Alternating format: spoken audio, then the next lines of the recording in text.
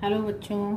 आज मैं एसएसटी में क्लास 7 के एसएसटी में पढ़ाऊंगी। पाथवेज बुक का नाम है और उसमें से मुग़ल एम्पायर के बारे में पढ़ाऊंगी। और उसका भी एक छोटा सा है कि उसमें भी टॉपिक अभी बाबर चलेगा। और ये अभी मैं सीरीज़ लेके चल रही हूँ जिसमें पहले बाबर से शुरू करेंगे क्योंकि बाबर ने ही मुग़ल डायनेस्टी का एम्पायर शुरू किया था। और वो कैसे इंडिया आया, क्या किया उसने, उसके बारे में आज हम पढ़ेंगे। और बुक्स से मैंने पहले नोट्स बनाए हैं और नोट्स से रिलेटेड मैंने कुछ क्वेश्चंस दिए हुए हैं। ठीक है, तो देखते हैं, शुरू करते हैं video. Babar was a ruler of Kabul. Babar जो था वो काबुल का राजा था। और वो जो काबुल है वो अफ़गानिस्तान का पार्ट है। आज भी काबुल जो है वो अफ़गानिस्तान का पार्ट है इन 1504। ठीक है, और 1504 में वो वहाँ का राजा था, वहाँ का रूलर था, शासक कह सकते हैं। He was attracted to India. वो क्या हुआ कि इंडिया की प्रॉस्पेरिटी वेल्थ को देख के यहाँ की तरफ अट्रैक्ट हुआ था और वो यहाँ पे रूल करना चाहता भी था। और लेकिन उस समय पे 1505 में दिल्ली सल्तनत में इब्राहिम लोदी नाम का सुल्तान था। और बाबर जो है उसको बुलाया था इंडिया में राणा सांगा, जो कि मेवाड़ का राजा था, शासक था। और दौलत खान लोदी जो था वो पंजाब का गवर्नर था। और आलम खान जो इब्राहिम लोदी का ही अंकल था, उसने, इन तीनों ने मिलके बाबर को यहाँ पे इंडिया पे बुलाया इब्राहिम लोदी को हराने के लिए। और उन लोगों ने सोचा कि बाबर आएगा, इनको हराएगा और हम राजा बन जाएंगे, हम में से कोई एक राजा बन जाएगा। लेकिन हुआ क्या कि बाबर यहाँ से गया ही नहीं। बाबर के इरादे कुछ और ही थे, यहाँ पे शासन करने के इरादे थे। ठीक है, इससे रिलेटेड क्वेश्चंस को देख लेते हैं कि बाबर कब आया इंडिया में। When did Babar come to India. Babar India में कब आया? इन 1505 बाबर भारत आया। ठीक है, सेकंड क्वेश्चन है, who was the sultan of Delhi सल्तनत। दिल्ली सल्तनत का 1505 में जब बाबर आया था उस समय सुल्तान कौन था? तो Ibrahim Lodi was the sultan of Delhi सल्तनत। इब्राहिम लोदी उस समय दिल्ली सल्तनत का सुल्तान था। ठीक है, इसके बाद क्या हुआ कि थर्ड क्वेश्चन है, who invited Babar to defeat Ibrahim Lodi. Babar को किसने इनवाइट किया था इब्राहिम लोदी को हराने के लिए? तो Babur was invited by Rana Sanga, जो मेवाड़ का रूलर था, और दौलत खान लोदी जो कि पंजाब का गवर्नर था, और आलम खान इब्राहिम का ही अंकल ने बुलाया था। ठीक है, तो Babur was invited by Rana Sanga, the ruler of Mewar, Daulat Khan Lodi, the governor of Punjab, and Alam Khan Ibrahim uncle to defeat Ibrahim Lodi. ठीक है, question number 4, who was the ancestor of Babur. Ancestor means होता है कि बाबर का पूर्वज कौन थे, उनके दादा परदादा की बात हो रही है। तो Timur was the ancestor of Babar. उसके पूर्वज, बाबर के पूर्वज कौन थे? तैमूर थे। नेक्स्ट क्वेश्चन है, why was Babar invited. Babar को इन्वाइट क्यों किया गया था? Babar was invited to India to defeat Ibrahim Lodi and Delhi Sultanate का अंत करने के लिए। एंड दिल्ली सल्तनत का अंत करने के लिए बाबर को बुलाया गया था। Who was the, next question है, who was the Alam Khan in history. Alam Khan कौन था? आलम खान वॉज इब्राहिम लोदी का अंकल है, इब्राहिम लोदी का ही अंकल था आलम खान। ठीक है, नेक्स्ट क्वेश्चन है कि कुछ सोर्सेज की बात करेंगे। सोर्स कौन था? मुगल्स की। मुगल के बारे में जो हमें पता चलता है वो कहाँ से पता चलता है, उसके सोर्सेज क्या हैं? तो we have profound numbers of literacy source, मतलब हमारे पास कुछ ऐसे बुक्स थी, कुछ ऐसे चीज़ें थी जिसकी वजह से हमें इंफॉर्मेशन मिलती है बाबर के बारे में, हुमायूं के बारे में, अकबर के, जहांगीर, शाहजहां, इन सब की ऑटोबायोग्राफी भी मौजूद है। और इसमें जो कंट्रीब्यूशन दिया है, लिटरेसी जो सोर्सेज हैं उसमें जो कंट्रीब्यूशन दिया वो अबुल फजल है, बदौनी है, आमिर खुसरो हैं, अब्दुल हामिद लाहौरी, इनायत खान, इन सब ने जो है कुछ बुक्स लिखी, कुछ बारे में उनके बताया है। और ये सारी जो बुक्स लिखी गई थी जिनकी ऑटोबायोग्राफी, वो सब पर्शियन लैंग्वेज में लिखी गई थी, पर्शियन लैंग्वेज में, राइट। और फॉरेन लिटरेसी कंट्रीब्यूटर्स भी थे, मतलब कुछ बाहर के व्यक्ति भी थे जिन्होंने इनके बारे में तो पढ़ी लिखी चीज़ें दी, मतलब बुक्स दी या कुछ लिखा उनके बारे में। Thomas Roe, William Hawkins and François Bernier, ये थे बाहर के जिन्होंने इनके बारे में कुछ लिखा था। मिनिएचर मिनिएचर भी मिले थे, जिससे पता चलता है कि हाँ कौन से मुगल के सोर्सेस है, उसमें क्या हुआ था। पेंटिंग्स है, कॉइन्स है, मोनूमेंट्स हैं, ये सारी चीज़ें हमें मुगल्स के बारे में कुछ ना कुछ इन्फॉर्मेशन दे जाती है। ठीक है, इससे रिलेटेड क्वेश्चन है, in which language biographies were written, किस लैंग्वेज में बायोग्राफी लिखी गई है। तो biographies were written in Persian language, right. Next question है, Abul Fazal, Amir Khusro, Badauni, Abdul Hamid, Lahori were related to which dynasty. तो ये किस डायनेस्टी से रिलेटेड है। अबुल फजल, आमिर खुसरो, बदौनी और अब्दुल हामिद लाहौरी, ये सब किस डायनेस्टी से रिलेटेड हैं। तो ये है अबुल फजल, आमिर खुसरो, बदौनी, अब्दुल हामिद लाहौरी, इनायत खान, ये सब मुगल डायनेस्टी से रिलेटेड, उन्हीं के टाइम के ये हैं सारे। फिर है बाबर। अब बाबर कैसे यहाँ पे आ तो गया, अब कैसे राज कैसे करेगा, इसके बारे में पढ़ते हैं। Babar was the founder of Mughal dynasty. Babar जो है मुगल डायनेस्टी का फाउंडर था, ये तो पता चल गया। फर्स्ट बैटल ऑफ पानीपत जो इब्राहिम लोदी और बाबर के बीच में थी, first battle of Panipat was between Ibrahim Lodi and Babar, इनके बीच में हुई थी। और बाबर ने इब्राहिम लोदी को हरा दिया और मार भी दिया। Babar defeated Ibrahim Lodi and killed him. It was held in 1526 में पानीपत की पहली लड़ाई हुई थी। This ended the era of Delhi Sultanate. जब इब्राहिम लोदी खत्म हो गया तो दिल्ली सल्तनत का अंत हो गया और विक्ट्री हो गई मुगल की, और यहाँ से मुगल स्थापित हो गए। ठीक है, मुगल जो है वो रिगार्डेड किए गए, उस युद्ध को रिगार्ड किया गया कि मुगल जीते हैं, तो इसको गन विक्ट्री बोली गई। क्यों गन विक्ट्री बोली गई? क्योंकि इसमें गन का और कैनन्स का यूज हुआ था। तो नेक्स्ट है battles of Khanwa and Ghaghra. Babar ने बाद में अभी 1526 में तो ये पानीपत की लड़ाई करी, इब्राहिम लोदी को मार दिया। 1527 में इसने राणा सांगा के साथ मेवाड़ के जो राणा सांगा थे उनके साथ खनुआ की लड़ाई करी और 1527 में की और इनको हरा दिया। ठीक है, और 1529 में बाबर ने मोहम्मद लोदी को भी हरा दिया। ठीक है, फिर यहाँ से मुगल एम्पायर अच्छे से स्टैब्लिश हो गया। फिर क्वेश्चन इससे रिलेटेड देख लेते हैं कि घाघरा की लड़ाई किसने करी। The battle of Ghaghra was fought between Mohammed Lodi और बाबर के इन 1529। 1529 में मोहम्मद लोदी और बाबर के बीच में लड़ाई हुई। Who was defeated in battle of Ghaghra, इसमें हारा कौन, बैटल ऑफ घाघरा में हारा कौन? तो Mohammed Lodi was defeated in Ghaghra battle by Babar. मैंने छोटे छोटे क्वेश्चन ही बनाए हैं ताकि थोड़ा सा कॉन्सेप्ट क्लियर हो जाए, और एक ही क्वेश्चन कई बार एक ही तरह के आंसर देते हैं, तो कोई बात नहीं, आपके माइंड में बैठ जाएगी ये। Who fought the battle of Panipat, first battle of Panipat. The battle of Panipat was between Ibrahim Lodi and Babar. Next question, who was defeated the battle of Panipat and by whom. तो कौन हारा था और किसने हराया था? तो Ibrahim Lodi was defeated in battle of Panipat and Babar defeated him. Babar ने हराया था किसको? इब्राहिम लोदी को, फर्स्ट बैटल ऑफ पानीपत में। ठीक है, नेक्स्ट क्वेश्चन देखते हैं कि who fought the battle of Khanwa. Khanwa का बैटल इनके बीच में हुआ था। तो battle of Khanwa was between Babur and Rana Sanga in 1527 में, और राणा सांगा हार गया। राणा सांगा डिफीटेड बाय बाबर, राणा सांगा हार गया खनुआ की लड़ाई 1527 में। ठीक है, next question, which battle ended the Delhi Sultanate and when. कौन सी लड़ाई थी जिसने दिल्ली सल्तनत का अंत कर दिया? तो वो थी पानीपत की first battle of Panipat ended the Delhi सल्तनत इन 1527। ठीक है, 1526 में पानीपत की जो फर्स्ट बैटल हुई थी इब्राहिम लोदी और बाबर के बीच में, उसमें दिल्ली सल्तनत का अंत हो गया। Who was regarded as gunpowder victory. Gunpowder victory किसके लिए कही गई है? मुगल के लिए कही गई कि जो मुगल की जो विक्ट्री थी उसको गन पाउडर विक्ट्री कहा गया। क्यों? क्योंकि इसमें कैनन्स और गन्स का यूज किया गया था। इब्राहिम लोदी उस समय नहीं जानता था, या इंडिया के लोग नहीं जानते थे गन्स का और कैनन्स का यूज ज़्यादा, इसलिए जो है उसको अंदाजा ही नहीं था किस तरह की लड़ाई है, और इस इब्राहिम लोदी हार गया।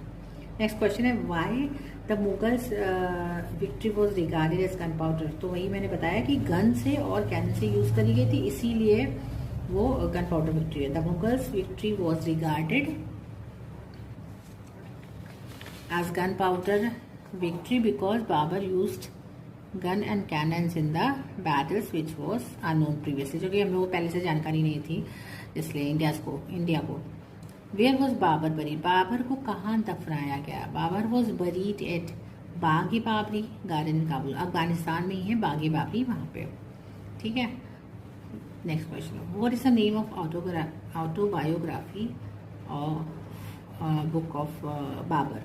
तो the name of autobiography of Babur is Tuzuk Babri, और या फिर बाबरनामा भी उसे कहते हैं, तुझके बाबरी या बाबरनामा, और उसने खुद ही लिखी थी ऑटोबायोग्राफी। तो ये बाबर के बारे में था सारा, ऑल अबाउट बाबर। तो आज के लिए इतना ही, फिर आगे देखते हैं, फिर बाकी बाद में ये हम हुमायूं के बारे में पढ़ेंगे। ठीक है, ओके, बाय। हेलो बच्चों, आज हम मुगल एम्पायर क्लास 7 के बारे में, हुमायूं के बारे में पढ़ेंगे। बाबर के बारे में हम लोग पहले पढ़ चुके हैं, तो आज हम पढ़ेंगे हुमायूं, जो कि बाबर का ही बेटा था, सबसे बड़ा बेटा था। और हुमायूं को ही जब ये गद्दी मिली है, बाबर के ख़त्म होने के बाद जब गद्दी मिली है, तो वो बहुत ही अनस्टेबल थी, वहाँ पे कोई भी व्यवस्था ठीक नहीं चल रही थी। और हुमायूं जो था, उसको ये गद्दी पाने के लिए अपने भाइयों से भी लड़ना पड़ा, और भी लोगों से भी लड़ना पड़ा अपनी गद्दी के लिए।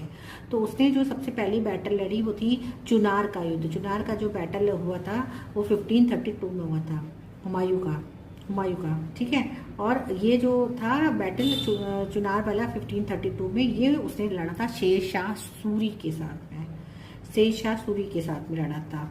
और जो हुमायूं था वो उसने बैटल जीत ली थी, ठीक है, उसने बैटल जीत ली थी। और हुमायूं जो है उसने शेर शाह सूरी को मारा नहीं था और फॉरगिव कर दिया था, उसको छोड़ दिया था, क्षमा कर दिया था कि ठीक है। और वो थोड़ा सा उसका जो हार्ट था वो थोड़ा पिघल जाता था, वो बहुत ज़्यादा दयालु टाइप का था। तो हुमायूं ने जो है फॉरगिव कर दी, यही उसकी सबसे बड़ी गलती होगी। बाद में शेर शाह सूरी ने अगेन उसके ऊपर अटैक किया, और वो भी रात में किया था। और उसके बाद जो है वो उसने हुमायूं को हरा दिया, शेर शाह सूरी ने। हुमायूं जो है उसमें हार गया, क्योंकि उसने रात को युद्ध किया था, हुमायूं की कोई तैयारी नहीं थी, और उसके बाद जो है वो हार गया। हारने के बाद भी वो बच गया था, फिर वो बचने के लिए इधर उधर हो गया हुमायूं, ठीक है। और उसने दूसरा जो युद्ध लड़ा था, चौसा का युद्ध लड़ा था 1539 में। ये भी चौसा का युद्ध शेर शाह सूरी के साथ ही हुआ था, और उसमें भी हुमायूं हारा था, ठीक है। और इसके बाद भी एक और युद्ध हुआ शेर शाह सूरी का कन्नौज में, वो 1540 में हुआ था, वो भी शेर शाह सूरी के साथ में हुआ था, और हुमायूं 2 बार हार गया शेर शाह सूरी से, ठीक है। तो इस वाले पैराग्राफ से रिलेटेड मैंने कुछ क्वेश्चंस बनाए हैं, जो बुक में नहीं है, ये मैंने खुद से बनाए हैं, ताकि आप लोग इस सारे पैराग्राफ से ढूंढ के उसके क्वेश्चंस का आंसर दे पाए, ठीक है। तो फर्स्ट क्वेश्चन है, who fought the battle of Chunar? Chunar का युद्ध किसने किया था, या किसके किसके बीच में हुआ था? तो हुमायूं और शेर शाह सूरी के बीच में 1532 में चुनार का युद्ध हुआ था, ठीक है। सेकेंड क्वेश्चन है, who were confronted the battle of Chausa? Chausa का युद्ध किसके किसके बीच हुआ था? 1539 में हुआ था, बट किसके किसके बीच में हुआ था? किसका? तो हुमायूं कन्फ्रंटेड शेर शाह सूरी इन चौसा बैटल। इसका भी ये वाला युद्ध एक तो 1532 में हुआ था, जो चुनार का युद्ध कहलाता है, 1539 में जो हुआ था वो चौसा का युद्ध कहलाता है, ये भी शेर शाह सूरी का ही था। और उसके बाद जीता कौन था? हु डिड विन द, या who on the battle of Chausa? किसने जीता था बैटल ऑफ चौसा? तो उसमें बैटल चौसा का बैटल भी शेर शाह सूरी ने जीता था, ठीक है। शेर शाह सूरी डिफीटेड हुमायूं एट चौसा इन 1539। हुमायूं जो है वो हार गया था और शेर शाह सूरी जीत गया था 1539 में, राइट। नेक्स्ट क्वेश्चन है, who were emerge in battle of Kannauj? Kannauj के बैटल में कौन कौन था, ठीक है। तो this battle was between Humayun and Sher Shah Suri in 1540 in which Humayun was defeated. इसमें भी हुमायूं अगेन शेर शाह सूरी से हार गया। तो कितने युद्ध हो गए? एक तो 1532 में हुआ, 1539 में हुआ, और 1549 में, ठीक है। एक था चुनार का, एक चौसा का, और एक ये कन्नौज का, ठीक है। और इसमें हुमायूं हारा था। Who had written the book Humayunnama? Humayunnama book किसने लिखा है? हुमायूंनामा बुक क्या थी? वो ऑटोबायोग्राफी थी, ऑटोबायोग्राफी नहीं बोलेंगे उसको, बायोग्राफी बोलेंगे हुमायूं की। तो वो किसने लिखी थी? तो वो उसकी बहन थी गुलबदन बेगम, उसने लिखी थी हुमायूंनामा, जिसके बारे में हुमायूं के बारे में लिखा था ये गुलबदन बेगम ने, ठीक है। वो उसकी हुमायूं की बहन थी। नेक्स्ट हम आते हैं शेर शाह सूरी। शेषा सूरी का हमने ये तो देख लिया कि चौसा का, चुनार का और कन्नौज का युद्ध हुआ था हुमायूं का शेषा सूरी के साथ। पर शेषा सूरी था कौन? तो शेषा Suri was the founder of the Surya dynasty. Surya dynasty का वो फाउंडर था, लेकिन ये फाउंडर तो बाद में बना जब बाबर ये हुमायूं से युद्ध हो गया मुगल एम्पायर से, उसके बाद में वो सूर्य डायनेस्टी उसने शुरू करी। लेकिन वो था कौन? तो वो he was a sun of जागीरदार। वो पहले बिहार के सासाराम जगह का जो जागीरदार था उनका बेटा था, और उसने कई जगह पे काम भी किया। उसने काम हुमायूं के फादर जो बाबर थे उनके साथ भी किया था, और भी लोगों के साथ में उनके यहाँ नौकरी करी थी। और उसके बाद अपना ये युद्ध करके अपना शेषा सूरी ने सूर्य डायनेस्टी स्टार्ट करी। ठीक है, तो he fought with Humayun and got throne of Delhi in 1540। 1540 में हुमायूं को हरा के उसने सिंहासन को यानी कि दिल्ली को जीत लिया।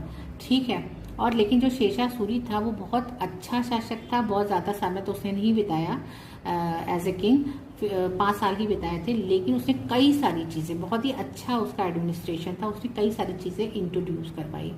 क्या था उसमें? एक तो था टैक्स कलेक्शन सिस्टम। उसने टैक्स कलेक्ट करना शुरू करा। उसने रोड्स बनवाई, उसने कुएं बनवाए, उसने हॉस्पिटल्स बनवाया। ठीक है, उसने मेल सर्विस बनवाई, मेल सर्विस करवाई थे, पोस्ट ऑफिस खुलवाए थे। ठीक है, और उसने रुपया, जो रुपया होता है जो चलता है उसको, और पैसा उसको भी इंट्रोड्यूस करवाया। यहाँ तक कि उसने जो कस्टम ड्यूटी थी और पोस्टल सिस्टम, घोड़े के द्वारा वो पोस्ट को भिजवाया करता था। ये देखिए पोस्टल सिस्टम जो है वो भी उसने स्टार्ट करा। और सबसे मेन है, उसने अभी तक जो हम लोग आज भी जानते हैं grand trunk road, GT road जिसको बोलते हैं, जीटी रोड भी शेषा सूरी ने बनाया था, जो अभी तक की सबसे लंबी रोड है, मेड बाय हिम था। पुराना किला बनवाया, ओल्ड फोर्ट भी कहते हैं उसको, पुराना किला भी बनवाया उसने। And was also constructed by him. लेकिन उसकी क्या हुआ, 5 साल तक तो उसने शासन किया, 1540 से लेके 1545 तक। लेकिन उसके उसकी एक्सीडेंटल डेथ हो गई। ठीक है, और लेकिन वो सबसे अच्छा राजा कहलाया सूर्य डायनेस्टी में। ठीक है, अब इससे रिलेटेड हम कुछ क्वेश्चंस देख लेते हैं। सबसे पहला क्वेश्चन है कि शेषा सूरी कौन था? तो मैंने जैसे अभी बताया कि Shesha Suri was the founder of Suri dynasty in India and the son of jagirdar of Sasaram in Bihar. ठीक है, बिहार के सासाराम जगह का नाम है, वहाँ के जागीरदार का बेटा था, और बाद में उसे सूर्य डायनेस्टी का फाउंडर था वो। ठीक है, सेकंड क्वेश्चन है what title and did he get? उसको टाइटल क्या मिला था? He got the title of Sher Khan. वो शेर खान का उसको टाइटल मिला था। क्यों मिला था? एक बार उसने क्या किया था, अकेले ही शेर को मार गिराया था, शेर का सामना किया था, इस वजह से उसको शेर खान की उपाधि दी गई थी। ठीक है, when Sher Khan did get the throne of Delhi, उसने दिल्ली का, शेर खान या शेषा सूरी ने दिल्ली का सिंहासन कब पाया, यानी उस पर कब्जा कब किया? तो Sher Khan got the throne of Delhi in 1540 after defeating Humayun. Humayun को हराने के बाद 1540 में हुमायूं को हराने के बाद उसने दिल्ली का सिंहासन पाया। ठीक है, नेक्स्ट क्वेश्चन है what did introduce the tax collection? Who did introduce tax collection system, postal system and custom duty? तो ये मैंने अभी बताया, शेषा Suri introduce the system of tax collection, postal system and custom duty system. ठीक है, तो ये इससे रिलेटेड क्वेश्चन है, आप देख लीजिएगा। नेक्स्ट है कि who did build the grand trunk? GT road किसने बनवाई? ग्रैंड ट्रंक उसका फुल फॉर्म है ग्रैंड ट्रंक रोड। किसने बनवाई? तो शेषा Suri build the grand trunk road. ठीक है, next question who had made the Purana Qila? पुराना किला या ओल्ड फोर्ट जिसको कहते हैं, वो किससे बनाया? वो भी शेषा Suri had made the Purana किला। ठीक है, हाउ मैनी ईयर्स हैड शेषा सूरी यानी शेर खान रूल इन इंडिया? तो वो मैंने बताया अभी 5 साल के लिए ही, 1540 से लेके 1545 तक की उसकी डायनेस्टी रही, शेषशाह रहा। ठीक है, शेषशाह Suri had rule in India only for 5 years। He had accidental death in 1545। ठीक है, अच्छा उसके बाद क्या हुआ कि अब शेषा सूरी का तो डेथ हो गई, उसके आगे की पीढ़ी थी उस समय पे। लेकिन क्या हुआ कि रिटर्न ऑफ हुमायूं, फिर रिटर्न हुमायूं वापस आ गया। जब उसने शेषा सूरी से हार पाई थी तो फिर वो इधर मारा मारा फिर रहा था। बाद में उसकी जो है एक पर्शियन ने हेल्प करी थी, फिर उसके बाद जो है वो वापस लौट के आया। कैसे वापस लौट के आया? After defeat of Humayun at Kannauj he fled the Persia, Persia भाग गया था वो। और द शाह ऑफ पर्सिया जो था उन्होंने सपोर्ट किया, supported him, and Humayun attacked and defeat the successor of the Sher Shah. Sher Shah Suri का जो बेटा था जिसने सू डायनेस्टी को आगे चलाया था, उसके ऊपर हुमायूं ने अटैक किया, उसको हराया, और उसके बाद अपने पास he took the control of Sur dynasty. ठीक है, फिर वो दिल्ली में काबिज हो गया 1555 में, दिल्ली 1555 में वो काबिज हो गया हुमायूं वापस, but died with in 6 month. 1555 के बाद वो 6 मंथ में लेकिन हुमायूं भी खत्म हो गया। He had his son Akbar by Hamida Begum, उसकी हुमायूं की वाइफ थी हामिदा बेगम, हाँ, उनका जो बेटा था अकबर वो राजा बना। ठीक है, नेक्स्ट क्वेश्चन है, फर्स्ट क्वेश्चन है इससे, when did Humayun get back his throne in Delhi? So after defeating Sher Suri, again Humayun get back his throne in Delhi in 5550। एक बार तो पहले पा चुका था, उसके बाद सेकेंड टाइम पे जब ये मारा फिर था, उसके बाद जब वापस आया पर्शिया से तो उसने अटैक किया और 1555 में उसने वापस अपने दिल्ली सल्तनत को पा लिया। सेकेंड क्वेश्चन है, who was the son of Humayun? Humayun का बेटा कौन था? तो Akbar was the son of Humayun. ठीक है, तो ये आप देख लीजिएगा, अच्छे से क्वेश्चन आंसर पढ़ लीजिएगा, आपको काफ़ी हेल्प मिलेगी, I hope. Thank you. Emperor Akbar, ये हुमायूं का ही बेटा था जो कि 1556 में गद्दी पर बैठा, दिल्ली की गद्दी पर बैठा। और अकबर जो है वो उस समय पैदा हुआ था जिस समय हुमायूं इधर उधर मारे फिर रहे थे, क्योंकि वो हार गए थे युद्ध में। तो उस समय पे अकबर की कोई शिक्षा नहीं हो पाई, और अकबर जो है इलिटरेट था, वो अनपढ़ था, वो पढ़ा लिखा नहीं था। लेकिन उसको जो पाला है वो बैराम खान ने पाया, उसका अभिभावक की तरीके से उसने बैराम खान ने उसको देखा, वो उसका रिलेशन में था। ठीक है, तो बैराम खान ने उसको पाला था। अकबर जब जो है उसको गद्दी पर बैठना था तो उसने क्या किया, बैराम खान को पहले तीर्थ यात्रा पे मक्का भेज दिया, और फिर पूरे एम्पायर की जो रिस्पॉन्सिबिलिटी थी वो ले ली। ठीक, और उसको जो है सेकेंड बैटल ऑफ पानीपत, ये बहुत इंपॉर्टेंट है, सेकेंड बैटल ऑफ पानीपत जो है वो अकबर ने लड़ा 1556 में। किसके किसके बीच हुआ था? वो हुआ था अकबर और हेमू के बीच में, दिल्ली को लेकर, दिल्ली पे दोनों भी बैठना चाहते थे। तो अकबर और हेमू के बीच में सेकेंड बैटल ऑफ पानीपत हुआ, और उसके बाद उसमें हेमू जो है वो मारा गया और अकबर जीत गया। वहां से अफगान का रूल खत्म हो गया और मुगल एम्पायर स्टार्ट हो गई इंडिया में। उसके बाद अकबर ने जीता मालवा, गोंडवाना, चुनारगढ़, ये सबको जीत लिया, और वो राजस्थान को भी जीतना चाहता था, चित्तौड़ को भी जीतना चाहता था। लेकिन महाराणा प्रताप जो थे वो इंडिया में मेवाड़ के शासक थे, राजा थे।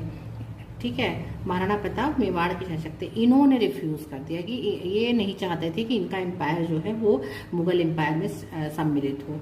ठीक है, लेकिन अकबर तो ये चाहता था, तो अकबर ने क्या किया, उसको मनाने की कोशिश करी, पर महाराणा प्रताप माने नहीं। महाराणा प्रताप ने रिफ्यूज कर दिया उनकी लेने के लिए उनका सुजानटी। ठीक है, तो महाराणा प्रताप जो है फिर उन्होंने एक युद्ध लड़ा अकबर के साथ में, क्योंकि नहीं मान रहे थे।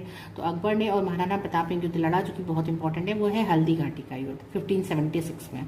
ये अकबर और महाराणा प्रताप के बीच में हुआ 1576, हल्दी घाटी में ही हुआ था ये। ठीक है, और ये पूरी तरीके से नहीं कह सकते कि सक्सेसफुल है, इसमें अकबर जीता या महाराणा प्रताप जीता, इसमें अलग अलग कहानियां हैं कि अकबर जीता कि महाराणा प्रताप, लेकिन महाराणा प्रताप को नुकसान बहुत हुआ था। ठीक है, और उसके बाद जो है उनको भागना पड़ा, मतलब उनको क्या था कि वो भागना तो नहीं चाहते थे, बहुत ज़्यादा वीर थे महाराणा प्रताप, लेकिन उन्होंने अपने जितने भी मंत्री वगैरह थे उनकी बात को मान के वहाँ से हटना ही उन्होंने ठीक समझा। ठीक है, उसके बाद क्या हुआ कि बंगाल में अकबर जो है उसने क्या किया, काबुल, वेस्ट में काबुल से लेके बंगाल, ईस्ट में बंगाल तक का पूरा जीत लिया। कश्मीर से लेके अहमदनगर तक जीत लिया। नॉर्थ से साउथ और ईस्ट टू वेस्ट की बात कर रहे हैं कि काबुल से लेके बंगाल तक और नॉर्थ में कश्मीर से लेके अहमदनगर साउथ तक में पूरा जीत लिया। अकबर का पूरा राज हो गया वहाँ पे। लेकिन अकबर जो है वो वैसे तो इलिटरेट था, अनपढ़ था, उसके पास बहुत सारे विद्वान मंत्री थे, और उन विद्वान मंत्रियों में से 9 जेम्स, 9 मोती जिसको कहते हैं, नवरत्न जिसको कहते हैं, वो अकबर के दरबार में थे, उनके कोर्ट में। तो कोई भी फैसला लेना होता था वो 9 जेम्स की सहायता से ही लेते थे। हालांकि उनका बहुत ज़्यादा अच्छा एडमिनिस्ट्रेशन था, लेकिन वो इन सबसे सलाह लेकर ही काम करते थे। और उन्होंने जो है दास प्रथा को ख़त्म कर दिया और सारे रिलीजियंस को मानना शुरू करा। हिंदू मुस्लिम सबको रिलीजियंस माना, सारे रिलीजियंस को मानना शुरू किया। और 1605 में यानी 1605 में उनको ख़त्म हो गए, उनकी मृत्यु हो गई और उनको सिकंदरा में दफनाया गया अकबर को। ठीक है, फिर एक चीज़ और है, 1605 में मरने से पहले इन्होंने 1574 में अकबर ने एक डिपार्टमेंट बनाया था। डिपार्टमेंट का मतलब है एक पूरा डेडिकेटेड एक जगह बनाई थी, उसको कहते थे मकतब खाना। ठीक है, वहाँ पे मकतब खाना में क्या होता था, मकतब खाना में क्या होता था, उसको हाउस ऑफ ट्रांसलेटर्स कहते हैं। हाउस ऑफ ट्रांसलेटर का मतलब होता है कि वो फतेहपुर सीकरी में था और वो वहाँ पे जो व्यक्ति पाए जाते थे, वहाँ पे जो स्कॉलर्स थे, वो क्या करते थे, बुक्स को ट्रांसलेट करते थे पर्शियन लैंग्वेज में। उनको पर्शियन लैंग्वेज आती थी, तो वो उन्होंने महाभारत, रामायण, अर्थवेद और लीलावती इस तरह की बुक्स को, पंचतंत्र को भी इन्होंने ट्रांसलेट किया पर्शियन लैंग्वेज में। ठीक है, और बल्कि महाभारत को जो है पर्शियन लैंग्वेज जो बुक बनाई गई उनका था, उनको कहते थे रस्म खाना, बुक ऑफ वॉर्स। महाभारत में का भी अर्थ यही होता है और रस्म खाना का भी अर्थ यही होता है, द बुक ऑफ वॉर्स। तो ये पर्शियन लैंग्वेज में लिखवाई अकबर ने। ठीक है, और अकबर जो बहुत अच्छा एडमिनिस्ट्रेटर था, बहुत अच्छा से उसने राज्य चलाया, वो लोगों से मिलता था, उनकी प्रॉब्लम सॉल्व करता था। और उसने जो जजिया टैक्स था, जजिया टैक्स क्या होता था कि जो नॉन मुस्लिम लोग थे, यानी कि हिंदू थे या कोई और उस रिलीजन्स के थे, उनको एक टैक्स देना पड़ता था। तो वो तीर्थ यात्रा का टैक्स होता था वो, तो उसको हटवा दिया उन्होंने। और किसने हटवाया, अकबर ने। और ही अपॉइंटेड सूबेदार, उसने सूबेदार अपॉइंट किए, दीवान अपॉइंट किए, और ये सब क्या होता, सिविल चीज़ें हल करते थे और रेवेन्यू कलेक्शन करते थे, लैंड्स का रिकॉर्ड रखते थे, मिलिट्री के मैटर्स थे कि जो भी आर्मी उन्होंने फोर्स बनाई थी युद्ध लड़ने के लिए। तो अकबर को ये रियलाइज हो गया था कि अगर हमें एम्पायर अपना चलाना है तो हमें राजपूत को भी साथ लेना पड़ेगा, इसीलिए वो ये सारी चीज़ें करते थे। ठीक है, और सारे रिलीजन्स के लिए टॉलरेंट थे, कोई ऐसा उन्होंने कट्टरपन नहीं दिखाया था। ठीक है, और उन्होंने हिंदू मुस्लिम मैरिज को भी इनकरेज किया और बाद में ये वेजिटेरियन भी हो गए, इन्होंने शिकार भी छोड़ दिया और इस तरीके से इन्होंने अपना सारा चिट डाउन किया अपने आप को। ठीक है, अकबर ने इबादत खाना भी बनाया था, हाउस ऑफ वर्शिप, वहाँ पे पूजा होती थी। फतेहपुर सीकरी में ये भी था, एक अभी मकतब खाना हम लोगों ने देखा, एक इबादत खाना था। तो ये हाउस ऑफ वर्शिप पूजा की जगह थी वो फतेहपुर सीकरी में। और उसमें जो है सबके लिए पीस टू ऑल की कामना करते थे, सबके जो है रिलीजन को एक्सेप्ट करते थे कि हाँ सबके रिलीजन अपनी अपनी जगह पे हैं, उनका सम्मान किया जाता था। और उन्होंने अपना एक ओन रिलीजन दीन इलाही भी चालू किया, जिसमें था कि वो रिलीजन ऑफ गॉड है, मतलब उसमें कोई भी हो सकता था, मिक्सचर हो सकता था, क्रिश्चियनिटी, बुद्धिज्म, हिंदू, कोई भी उस दीन इलाही को रिलीजन को अपना सकता था और कोई फोर्स नहीं था, लेकिन अगर उनकी मर्जी है तो वो अपना सकते थे। ठीक है, तो इस तरीके से दीन इलाही नाम का उन्होंने द रिलीजन ऑफ गॉड को शुरू किया। ठीक है, और इन्होंने अकबर ने जो है एक नया टैक्स सिस्टम भी लागू किया था, जिसको कहते थे टोडरमल बंदोबस्त। वो टोडरमल बंदोबस्त ये क्या होता था, जो लोग जिनके पास लैंड होती थी उनके लिए बनाया गया था कि ये टोडरमल उनके यहाँ का अकाउंटेंट था, वो सारे खाते देख सकता। तो टोडरमल बंदोबस्त जो है वो लैंड, जिनके लैंड होती थी उनके ऊपर लगता था। और लेकिन फिर भी वो उस तरीके से परेशान करके नहीं लेते थे, ऐसा नहीं था कि अगर सूखा पड़ रहा है तो भी टैक्स लेने हैं, वो जैसी पैदावार होती थी उसके हिसाब से वो टैक्स लगाया जाता था। ठीक है, उसके बाद इससे रिलेटेड कुछ क्वेश्चंस देख लेते हैं इसी पैराग्राफ से रिलेटेड। जैसे who was a Mughal emperor after Humayun. तो पहला क्वेश्चन है कि मुगल एम्परर हुमायूं के बाद का मुगल एम्परर कौन था, तो after Humayun Akbar was the Mughal emperor in 1556, right. Second question है who fought the second battle of Panipat. ये सारे उसी पैराग्राफ से रिलेटेड क्वेश्चन है जो मैंने खुद बनाया है। Who fought the second battle of Panipat and when. The second battle of Panipat fought between Akbar and Hemu to claim for Delhi in 1556। Hemu इसमें मारा गया, Hemu was killed. Third question है हु हैड या who won the battle of Panipat, तो अकबर जीता पानीपत सेकेंड युद्ध। ठीक है। Which battle put the end of Afghan, Afghan का अंत किसने कर दिया, किसने कर दिया मतलब किस बैटल ने कर दिया, तो वो था कि सेकेंड बैटल ऑफ पानीपत। वो सेकेंड बैटल ऑफ पानीपत जो है उसने अफगान रूल को खत्म करके मुगल एम्पायर की शुरुआत कर दी, जो रियल मुगल एम्पायर की शुरुआत यहीं से हुई थी। Who was the king of Mewar, Mewar का राजा कौन था, Maharana Pratap was the king of Mewar. ठीक है। 6 क्वेश्चन है, what was the battle of Haldighati, तो there was the battle of Haldighati in 1566 और between Akbar and Maharana Pratap. Akbar was not completely successful, वो पूरी तरह से सक्सेसफुल नहीं हुआ, इसके लिए अभी थोड़ा सा विवाद चलता है कि कौन जीता था, पूरी तरीके से तो नहीं जीता था Akbar. In which Mughal emperor is in which Mughal emperor's court there was 9 gems, कौन सा मुगल एम्परर था जिसकी कोर्ट में 9 जेम्स थे, तो वो था अकबर। अकबर के कोर्ट में 9 जेम्स थे, यानी कि नवरत्न थे। Akbar's emperor Akbar's court had 9 gems. When was, next question है, when was Akbar died, Akbar का मृत्यु को प्राप्त हुआ, अकबर डाइड इन 1605, 1605 में अकबर की मृत्यु हो गई। Where did Akbar buried, Akbar कहाँ पे बरीड हुआ था, कहाँ पे दफनाया गया था, अकबर बरीड एट सिकंदरा इन आगरा। ठीक है। Who were the 9 James of Akbar, Akbar के नवरत्न कौन थे, तो 9 जेम्स व राजा बीरबल, है ना, मियाँ तानसेन, अबुल फजल, फैजी राजा मान सिंह, फैजी राजा मान सिंह, राजा टोटरमल, मुल्ला दो प्याजा, फकीर अजीउद्दीन अब्दुल रहीम एंड खाने खाना। ठीक। Next question, which was Mughal emperor got to translate Mahabharata Ramayana and Atharvaveda in Persian language, किस मुगल एम्परर ने ट्रांसलेट करवाई महाभारत को, रामायण को, अथर्ववेद को पर्शियन लैंग्वेज में, तो वो था Akbar. Akbar got to translate the books Mahabharata Ramayana and Atharvaveda in Persian language. ठीक है। अकबर ने करवाया था ट्रांसलेट महाभारत रामायण और अथर्ववेद का पर्शियन लैंग्वेज में ट्रांसलेशन।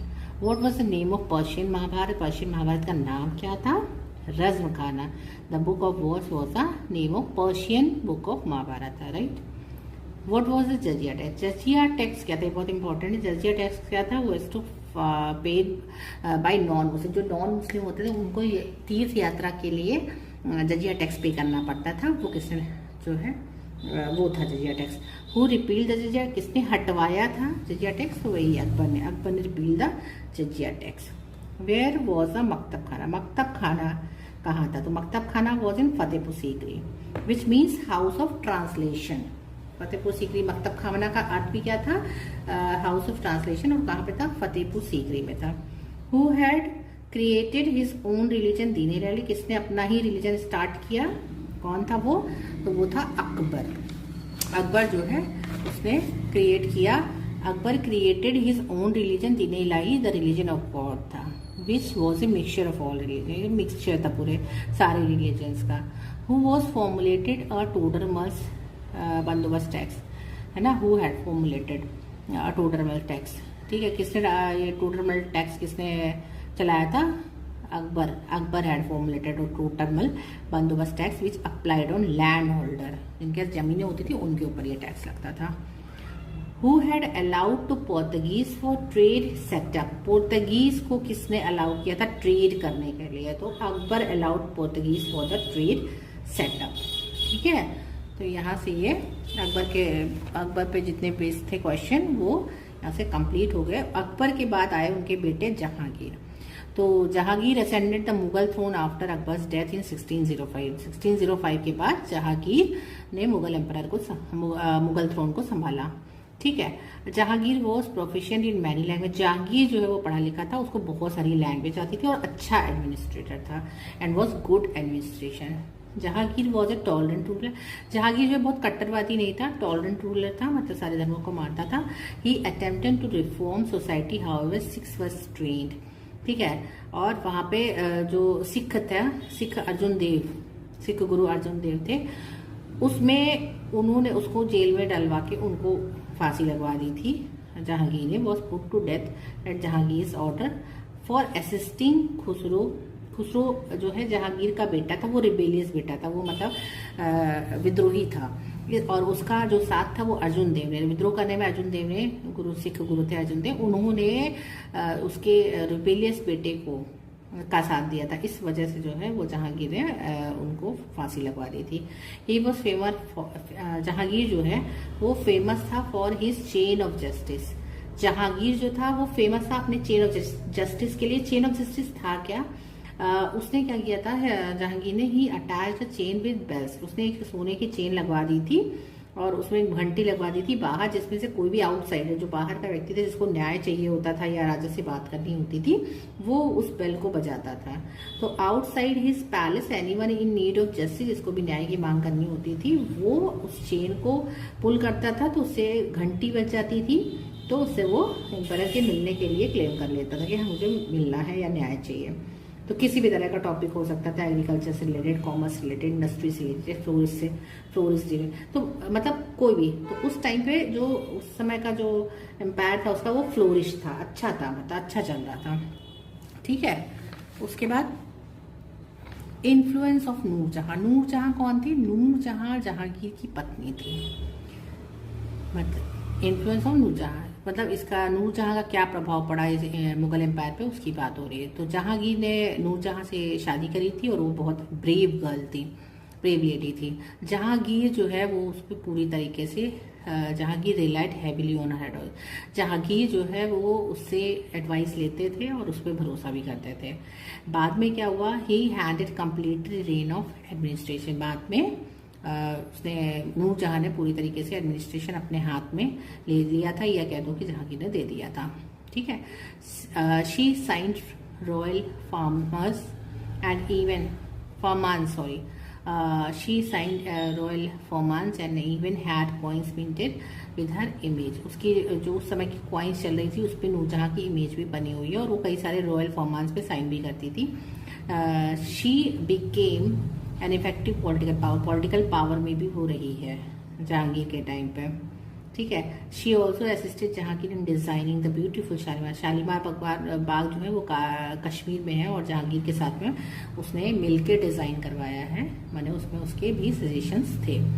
सर थॉमस से द ब्रिटिश एम्बेसडर विजिटेड। जो उस समय के ब्रिटिश एम्बेसडर थॉमस रे जहांगीर के टाइम पे आए थे और 1615 में जहांगीर के पास आए थे और परमिशन के लिए कि ट्रेडिंग पोस्ट के लिए सूरत में वो ट्रेड का सेटअप चाह रहे थे। इस वजह से उसकी परमिशन लेने के लिए वो जहांगीर के पास आए थे और जहांगीर ने परमिशन ग्रांट कर दी, दे दी। ठीक है, for this later on had great, अब ये परमिशन दे तो दी लेकिन इसके बाद में had great consequences for India as the British slowly establish a political. अब इससे इन्होंने दे तो दिया इनको परमिशन, लेकिन इसके जो है थोड़े से कॉन्सिक्वेंसेज जो है, थोड़े क्या बहुत ज़्यादा कॉन्सिक्वेंसेज मिले हम लोगों को, बाद में पॉलिटिकली देखने को मिले। ठीक है, तो ये हो गया और उसके बाद में पॉलिटिकली होल्ड ओवर इंडिया। धीरे धीरे ब्रिटिश ने क्या किया, पॉलिटिकली होल्ड कर लिया इंडिया को। जहांगीर ने अपनी ऑटोबायोग्राफी लिखी, तुझके जहांगीरी। जहांगीर जो है वो जहांगीर ने एक नया शहर भी बनाया था जो कि आज के टाइम पे ढाका कहलाता है, तो जहांगीराबाद। ठीक है, और अपनी बायोग्राफी भी लिखी, तुझके जहांगीरी, खुद ही लिखी है। तो जहांगीराबाद सिटी भी बनाया था और जो है वो समय पे मुगल की बंगाल के साइड की कैपिटल भी थी। ठीक है, became the capital of Mughal Bengal. Jahangir 1627 में ख़त्म हो गया, मृत्यु हो गई उसकी, और वो शाहदरा में पाकिस्तान में जो कि है वहाँ पे उसको दफनाया गया। ठीक है, रिलेटेड क्वेश्चन है, इसी पैराग्राफ से रिलेटेड क्वेश्चन है जो आप लोग वैसे भी खुद भी आंसर दे सकते हैं, लेकिन फिर भी मैंने दे दिए हैं। Who had killed the Sikh गुरु अर्जुन देव। जहांगीर किसने सिख गुरु अर्जुन देव को मरवाया था, तो वो जहांगीर वॉज दैट कि who put Arjun Dev in to death. ठीक है, नेक्स्ट क्वेश्चन है, Jahangir was famous for which type of justice. किस टाइप के जस्टिस के लिए वो फेमस था, तो Jahangir was famous for his chain of justice which has a golden chain attached with a bell and anyone can pull the chain to meet the emperor for justice। ठीक है, तो उसने एक चेन लगवाई थी और बेल उसमें लगी हुई थी, वो कोई भी खींचता था तो वो जस्टिस के लिए डिमांड कर सकता था। ठीक है, फिर है who had visited Jahangir for permission to set up trading post in Surat. Jahangir के टाइम पे किसने विजिट किया ट्रेडिंग सेटअप पोस्ट के डिमांड के लिए, परमिशन के लिए? तो वो British ambassador Thomas Roe visited to Jahangir for permission to setup trading post in Surat. तो जहांगीर के टाइम पे ब्रिटिश एम्बेसडर थॉमस रे आया था ट्रेड सेटअप की परमिशन के लिए। Who had written Jahangir autobiography Tuzuki Jahangiri. Jahangir की ऑटोबायोग्राफी किसने लिखी थी? तो वो Jahangir wrote his autobiography Tuzuk बाद Jahangiri. Who had created a new city Jahangirabad which became the capital of Mughal Bengal. तो Jahangir created Jahangirabad a new city which became the capital of Mughal Bengal. Jahangir ने जो है जहांगीराबाद नया शहर बनवाया था। ठीक है, फिर आते हैं शाहजहां। शाहजहां कौन था? शाहजहां जहांगीर का बेटा था। उसका पूरा नाम था शहाबुद्दीन मोहम्मद शाहजहां और इन्होंने जहांगीर की जगह ली 1628 में, जो कि 5th मुगल एम्परर था। और जो पीरियड ऑफ शाहजहां था वो रिगार्डेड मतलब कि जाना जाता है as a golden age of Indian architecture. Architecture का सबसे गोल्डन एज शाहजहां के टाइम का माना जाता है। अब्दुल हमीद रोड बादशाहनामा जो है वो किसने लिखी थी? अब्दुल हमीद ने लिखी थी। और उसमें इम्पोर्टेंट सोर्सेस मिलते हैं शाहजहां के बारे में। ठीक है, और another important source is Shahjahannama written by Inayat Khan. Inayat Khan ने शाहजहांनामा लिखी थी। पादशाहनामा अब्दुल हमीद ने लिखी थी। और ये सारे इम्पोर्टेंट सोर्सेज थे शाहजहां के बारे में बताने के लिए। Shah Jahan expanded his empire. Shah Jahan ने अपना एम्पायर एक्सपेंड किया। He repulse the Portuguese in Bengal. उसने जो है पोर्तुगीज को हटाने की कोशिश करी, उनका विरोध किया कि जो कि जहांगीर ने उनको अलाउ कर दिया था, सॉरी अकबर ने अलाउ कर दिया था इंडिया में ट्रेड सेटअप के लिए। जहांगीर ने किया था ब्रिटिश को, अकबर ने किया था पोर्तुगीज को, और शाहजहां ने पोर्तुगीज को ही रिपल्स किया। He was staunch Sunni Muslim Muslim and avoided alcohol and fasted during Ramzan. जो शाहजहां था वो सुन्नी मुसलमान था और वो अल्कोहल नहीं लेता था, यानी शराब नहीं पीता था, और रमजान के रोजे भी रहता था। तो he did not tolerate to disrespect of. हाँ, लेकिन वो मुस्लिम्स की डिसरेस्पेक्ट को बर्दाश्त नहीं करता था। और उसने ताजमहल बनवाया आगरा में, जिसकी उसका जो आर्किटेक्चर था, जो डिज़ाइन किया था, वो अहमद लाहौरी ने किया था, है ना, और उसका मार्बल का बना हुआ है। और इन 1638 ही शिफ्टेड हिज कैपिटल फ्रॉम, ये बहुत इंपॉर्टेंट है कि उसने अपनी कैपिटल आगरा से दिल्ली कब शिफ्ट करी? इन 1638। ठीक है, और ये तो पता ही है कि मुमताज अपनी वाइफ की याद में बनाया था आगरा का ताजमहल। शाहजहांबाद जो है ये सिटी थी दिल्ली की।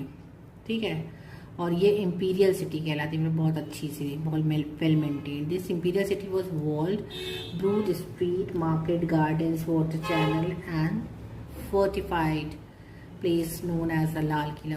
लाल किला और रेड फोर्ट किसने बनाया था? शाहजहां ने। ठीक है, और शाहजहानाबाद ये भी किसने बनाया था? शाहजहां ने।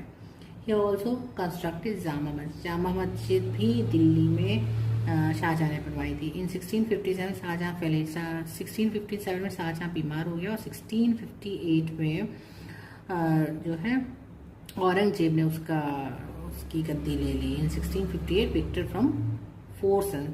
जो औरंगजेब था वो शाहजहां के 4 बच्चों में से जीत गया, और उसने अपने आप को एम्परर घोषित कर दिया in 1658। And strictly confirm Shah Jahan in front of fort of Agra. और उसको जो शाहजहां था उसको आगरा के फोर्ट में इन्होंने स्ट्रिक्टली जो है वहाँ पे बंदी बना के रखा हुआ था। शाहजहां जो है डाइड इन 1666। शाहजहां 1666 में डाइड खत्म हो गया, और बहुत ही अनहैप्पी मैन के रूप में ये जाना गया। He was buried next to his wife in Taj Mahal. Taj Mahal के अंदर ही अपनी वाइफ के बगल में ये दफनाए गए।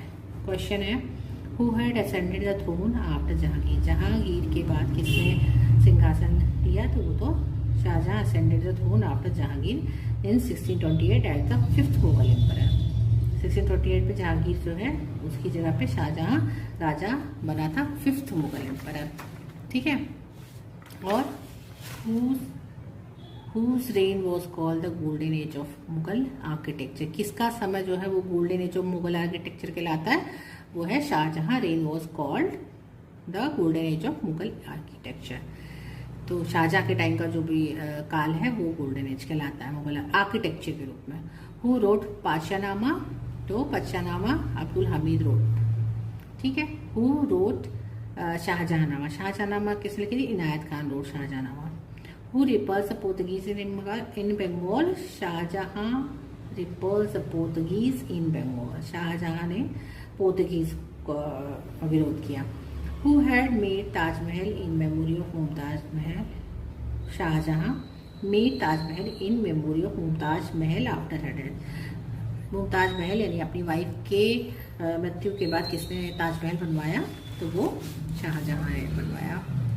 Who had design Taj Mahal, Taj Mahal का डिजाइन किसने किया था, तो ये उस्ताद अहमद लाहौरी डिजाइन ताजमहल, उस्ताद अहमद लाहौरी ने ताजमहल को डिजाइन किया था। When the capital of Shahjahan era shifted from Agra to Delhi, तो कब जो है ये शाहजहां ने अपनी जो कैपिटल है, राजधानी है, वो आगरा को दिल्ली में शिफ्ट किया, तो 1638। In 1638 Shah Jahan shifted his capital from Agra to Delhi. Who built Lal Qila और red Fort and Jama Masjid, तो Shah Jahan build Red Fort and Jama Masjid. Where did Shah Jahan buried, Shah Jahan कहाँ पे दफनाया गया, Shah Jahan buried next to his wife at Taj Mahal in Agra in 1666 as he died। ठीक है, जैसे ही वो खत्म हुआ उसको वहाँ पे बरीड कर दिया गया। अब आते हैं औरंगजेब पे। औरंगजेब जो है वो शाहजहां का बेटा था, और मैं बता चुकी हूँ कि वो शाहजहां या औरंगजेब ने 4 भाइयों के साथ में अपने के ऊपर मतलब अपने आप को एम्परर घोषित किया, और शाहजहां को आगरा में ही रखा था बंदी बना के। तो औरंगजेब वो शाहजहां 3rd सन था, तीसरा बेटा था, और वो लास्ट ग्रेट मुगल एम्परर था, लास्ट ग्रेट मुगल एम्परर। तो वो भी जो है इनटॉलरेंट था अदर रिलीजन्स के लिए, वो अदर रिलीजन को उतना सम्मान नहीं देता था जितना कि अपने मुस्लिम्स को। तो he impose the jizya tax and pilgrim tax again, उसने जो हटा दिया था अकबर ने जजिया टैक्स, उसको वापस से इंट्रोड्यूस कर दिया, और पिलग्रिम तीर्थ यात्रा का टैक्स भी लगा दिया हिंदू ट्रेडर्स पे। तो और हिंदू पे मतलब, और हिंदू ट्रेडर्स जो थे उनको उनके ऊपर एक अलग सा टैक्स लगाया था, उसको कमोडिटी टैक्स बोलते थे। वो भी जो है मुस्लिम ट्रेडर्स को नहीं देना पड़ता था, लेकिन हिंदू ट्रेडर्स को कमोडिटीज टैक्स देना पड़ता था। औरंगजेब के टाइम पे औरंगजेब ने ये इंट्रोड्यूस किया था। He excluded Hindus from public office and destroyed their school. Aurangzeb ने जो है वो टेम्पल्स ऑफिस से हिंदुओं को निकाल दिया था, उनके स्कूल्स को डिस्ट्रॉय किया, उनके टेम्पल्स को डिस्ट्रॉय किया। इवन उसने आगरा के जो है उसने क्या किया कि जो मूर्तियां थी है ना, उनको जो है मॉस्क के उस स्टेप्स पे लगवा दी थी कि आप जब भी कोई चढ़ेगा तो उन स्टेप्स पैर रखेगा, और जो हमारे मानने वाले जो ईश्वर थे, भगवान थे हिंदुओं के, उनके मूर्तियां को उसमें सीढ़ियों पे लगवा दिया। तो उसमें क्या होता कि सीढ़ियों पे पैर रख के सारे लोग चलते थे। तो उसका इंटेंशन ही यही था कि हम आपके धर्म को नीचा दिखाने की कोशिश करी उसने, औरंगजेब ने। The mosque in order to continuously trodden upon, he order the enslavement of Christian missionaries. उसने जो है क्रिश्चियन मिशनरीज में के लोगों को दास भी बनाया। ठीक है। The Jats revolt and establish an independent kingdom Bharatpur. जो जट थे उन्होंने जो है विद्रोह किया, और उन्होंने अपना एक किंगडम भरतपुर भी बनाया, independent kingdom. Aurangzeb killed Sikh Guru Tegh Bahadur. Aurangzeb ने तेग बहादुर जो सिख गुरु थे उनको मरवा दिया। एंड फॉट अगेंस्ट गुरु गोविंद सिंह, और गुरु गोविंद के साथ भी लड़ाई करी, युद्ध किया। The Marathas rebelled under the leadership of Shivaji. मराठाओं ने भी रिबेल किया, विद्रोह किया। शिवाजी जिसके लीडर थे उन्होंने औरंगजेब के साथ में विद्रोह किया। He build Badshahi mosque at Lahore, उसने बादशाही मॉस्क बनवाया लाहौर में। He left behind a decline empire, जब वो ख़त्म हुआ है तो उस समय जो मुग़ल एम्पायर था वो डिक्लाइन अवस्था में था, वो उसकी जो मुग़ल एम्पायर था वो ख़त्म होने के कगार पे आ गया था। इससे रिलेटेड क्वेश्चंस देख लेते हैं। Who introduce the mansabdari system, mansabdari system किसने इंट्रोड्यूस किया था? तो अकबर ने इंट्रोड्यूस किया था mansabdari system. What was mansabdari system, ये था क्या मनसबदारी सिस्टम? तो मनसब वाज ए रैंक और position of charge in military and maintain the records. They receive salaries not in cash but in form of jagir और मनसब्स। मनसब्स क्या थे? पोजीशंस थी, ठीक है, और मिलिट्री के चार्ज से मेंटेन करते थे, वो रिकॉर्ड्स करते थे, तो उनको सैलरीज तो दी जाती थी, बट जरूरी नहीं था कि कैश में दी जाए, उनको जागीर के रूप में, जमीनों के रूप में भी उनको सैलरी दी जाती थी। और वो टैक्स कलेक्ट करते थे, रेवेन्यू कलेक्ट करते थे सारा। तो they collected revenue from jagir which was their salaries, they had to supply troop. अच्छा, ये एम्परर को ट्रूप्स भी सप्लाई करते थे, सिपाही जो थे वो युद्ध के लिए अगर एम्परर को जरूरत होती थी तो वो भी सप्लाई करते थे, ठीक है। और ये मनसबदारी कोई हेरिडिटरी नहीं होती थी कि अगर वो मनसब है तो उसका बेटा ही वो उस पे आएगा मनसबदारी लेगा, ऐसा कुछ नहीं था, हेरिडिटरी नहीं था, उसको अपनी योग्यता साबित करनी पड़ती थी। Who was Todarmal and what was Todarmal's bandobast, Todarmal कौन था और उसका टोडरमल बंदोबस्त क्या था? तो अकबर का जो फाइनेंस मिनिस्टर था वो राजा टोडरमल था, वो सारे अकाउंट्स देखता था। उसने इंट्रोड्यूस किया कि सिस्टम ऑफ रेवेन्यू जनरेट करने का या टैक्स लेने का उसने इंट्रोड्यूस किया, तो वो था टोडरमल बंदोबस्त। तो the revenue was fixed according to the fertility होता है। जो टोडरमल बंदोबस्त था उसमें क्या था कि जिनके पास लैंड थी, लैंड की जो होल्डिंग थी जिनके पास में, उनके यहाँ जो भी उपज होती थी उसका एक फिक्स अमाउंट वो ले लेते थे। इसी को कहते थे राजा टोडरमल ने जो इंट्रोड्यूस किया था टोडरमल बंदोबस्त, ठीक है। It was the average of 10 years crops yields and price cultivated, it was 1/3 paid to state. तो 10 years का जो भी क्रॉप्स होते थे उसका हिसाब लगा के उसका 1/3 जो है उनको स्टेट को देना पड़ता था और बाकी अपना यूज करते थे वो, ठीक है। तो ये सारा मुगल एम्पायर था, यहाँ से मुगल एम्पायर खत्म हो गया, ठीक है। ओके।